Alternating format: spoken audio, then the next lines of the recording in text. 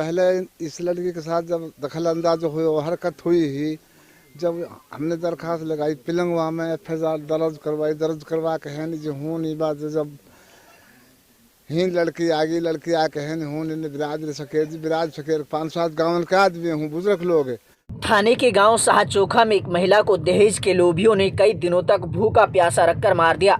Police ने मृतक लड़की के भाई की शिकायत पर मृतक महिला के पति, सास, ससुरा, देवर और 2 नंदों के खिलाफ दहेज हत्या का मामला दर्ज किया है। अभी तक किसी भी आरोपी को गिरफ्तार नहीं किया जा सका है। वहीं पुलिस ने मृतक महिला का पोस्टमार्टम कर परिजनों को सौंप दिया है। पुराना खंड के गांव तुसैनी निवासी उमरदीन पुत्र हारून ने पिनौआ पुलिस को दी शिकायत में आरोप लगाया कि उसकी बहन सन्ना उर्फ शहनाज उर्फ सानिया की शादी 2017 में मुस्लिम रीति रिवाज से पिनौआ खंड के गांव साहचोखा निवासी अजरुद्दीन पुत्र रफीक के साथ की थी। शादी में हैसियत के मुताबिक काफ़ी दान दहेज भी दिया था। शादी में दिए गए दान दहेज से उसके ससुराल वाले खुश नहीं थे। दहेज को लेकर अक्सर उसकी ससुराल वाले सानिया से मारपीट करते रहते थे। उन्होंने बहन का घर बसाने के लिए हर प्रयास किया, लेकिन आरोपी अपनी जिद पर अड़े रहे। आरोपियों ने शिकायतकर्ता ने बताया कि 21 अगस्त को भी मेरी बहन को आरोपियों ने मारा, जिसकी उन्होंने पुनाना में मेडिकल कराकर पिनंगवा थाने में मुकदमा दर्ज कराने बारे शिकायत दे दी। आरोपियों ने बरादरी से दबाव बनाकर हमसे फैसला करा लिया और बहन सानिया को उसकी ससुराल भेज दिया था। मृतक के भाई का कहना है कि आरोपियों के व्यवहार में उनके बाद कोई बदलाव नहीं आया। आए दिन आरोपी अजरुद्दीन, सलमा, नजराना, शाहीना मारपीट करते रहते थे। 1 नवंबर 2020 को रात उसके पास साहचोखा से फ़ोन आया कि तुम्हारी बहन सानिया का इंतकाल हो गया है। उसके बाद वे अपने परिवार और गांव के लोगों के साथ साहचोखा गए, लेकिन आरोपियों ने मृतक बहन को देखने तक नहीं दिया और भगा दिया। जांच अधिकारी एसआई रविंद्र ने बताया कि मृतक लड़की की शिकायत पर महिला के पति अजरुद्दीन, ससुर रफीक, शरीफ, सलमा, नजमा, शाहीना सहित 6 लोगों के खिलाफ दहेज हत्या का मामला दर्ज कर जांच शुरू कर दी है। शव का पोस्टमार्टम कराकर परिजनों को सौंप दिया है। पहले इस लड़की के साथ जब दखल अंदाज हुई और हरकत हुई ही, जब हमने दरखास्त लगाई पिलंगवा में एफआईआर दर्ज करवा के है जो हूँ नहीं बात जब ही लड़की आ के है हूँ बिराज सकेर 5-7 गाँव के आदमी हूँ, बुजुर्ग लोग है। भाई हम भी समझाए, लड़की वाला भी आज समझे भाई कोई बात नहीं, भाई कई दिन सुख भी हो जाएंगे, का आज दुख हाँ तो या को काफ़ी दुख है। पहले सुई लड़की लूँ ना, फिर भाई ना हमने बिरादरी में भाई फिर लड़की भेज दी नहीं, फिर लड़की भेज के हैं जानना सुई एक साथ दखल अंदाजो हो तो रहो। अब आन लिया आया है कि भाई ये बात 2 दिन पहले दोनों करे लड़की राजी खुशी है, दूसरे दिन भाई लड़की की भाई फौत होगी, लड़की इंतकाल होगा। ये हमें हरकत चलती रही है पहले से, ये मान नहीं रहे काय की भी। ये आदमी समझाए बहुत है, गुजरा करने ना इनने मानी ना काय की। नहीं, ऐसा सुनने में आ रहा है काफी दिनों से लड़की बीमार चल नहीं जी नहीं बीमार, ऐसी बीमार नहीं जी, ये बीमार ऐसी ही इनके वासु ये बात दबासु इनकी बात धमकाने से लड़की कुछ बातें कह ना पावे। ये तो बेचारे खौफ के मारे कुछ कह ना सके और नहीं जाके साथ इन्हें तंगा तौर से शुरुआत से कर रखी। अब इनकी जानना बिरादरी में ये बात आई कि भाई ये बात चलो हम राख लेंगे इसको भी, अगर हम दूसरी शादी तो करेंगे ही करेंगे।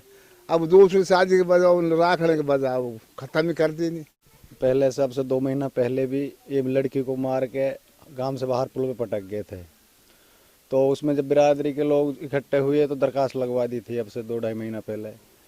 तो फिर बिरादरी तो यही करती है कि भाई किसी का रिश्ता ना बिगड़े, तो बिरादरी ने भाई से इकट्ठी हुई, चाहे वो डर की वजह से ले गए हों दरखास्त लगा दी थी, चाहे वो बिरादरी की दबाव से ले गए हों, उस लड़की को ले गए थे। फिर वो अब ले जाने के बाद में उनकी एल्टो की मांग थी, अब उनकी मांग पूरी ना हो पाई तो लड़की को उसको उनने मार दिया। अच्छा सर, लंबे समय से लड़की बीमार चल रही थी, आपको किसने इसके बारे में इन्फॉर्मेशन दी कि उस लड़की की डेथ हो गई है? किसने आपको इसके बारे में बताया?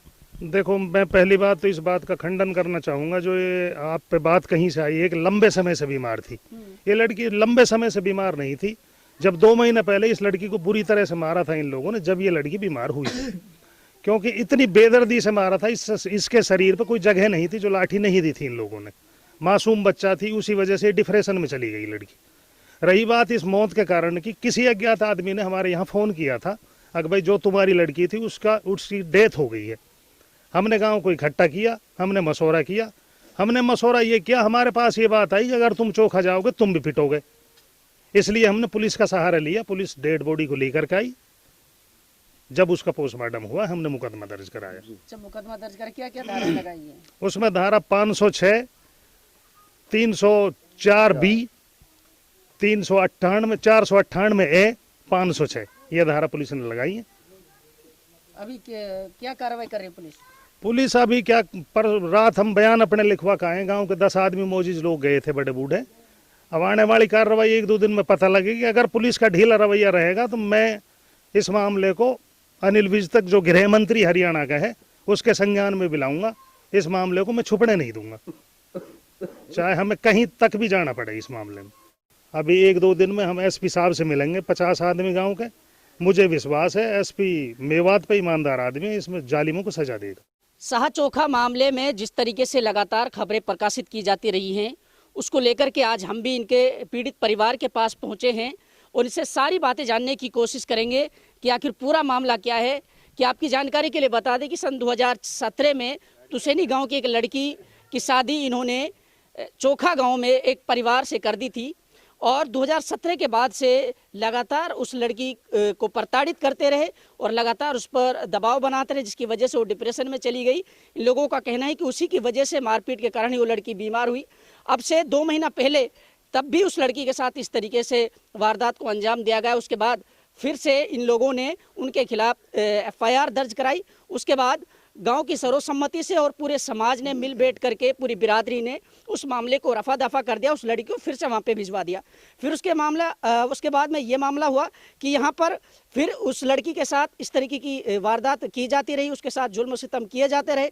फिर उसके बाद वो लड़की डिप्रेशन में चलेगी और बीमारी हालत में पहुंच गई। इन लोगों का कहना है कि उनकी मारपीट की वजह से वो लड़की बीमार हुई और उसके बाद उसको लगातार ये लोग दबाव बनाते रहे। उसके बाद वो लड़की की डेथ हो गई। इसके बाद फिर इन लोगों का कहना है कि पुलिस को इन्होंने सहारा लिया और उसके बाद ये लोग वहां पर जाकर पहुंचे और पुलिस ने उसको लेकर के उसकी डेड बॉडी को पोस्टमार्टम के लिए वहां पहुंचाया। उसके बाद में उन्होंने इसको दफनाया। उसके बाद जो आरोपी हैं, जो लोग लगातार उसको प्रताड़ित करते रहते, दहेज प्रताड़ना का लगातार दबाव बना रहे थे और उसके बाद इन लोगों का कहना है कि वो चाहते थे कि इस लड़की के साथ साथ वो दूसरी शादी करें, ऐसा इन लोगों का आरोप है। और ये चाहते थे कि इसके साथ साथ दूसरी अपनी घरवाली बना करके वो कहीं से ब्याह करके लाएं और तब जाकर के अपनी ज़िंदगी बसर करें। उसके बाद अभी विभिन्न धाराओं के तहत पुलिस ने मामला दर्ज कर लिया है। आगे की क्या कार्रवाई होगी वो भी जानने की कोशिश करेंगे और पुलिस का क्या रवैया इस पूरे मामले में वो भी जानने की कोशिश करेंगे। बने रहे हमारे साथ।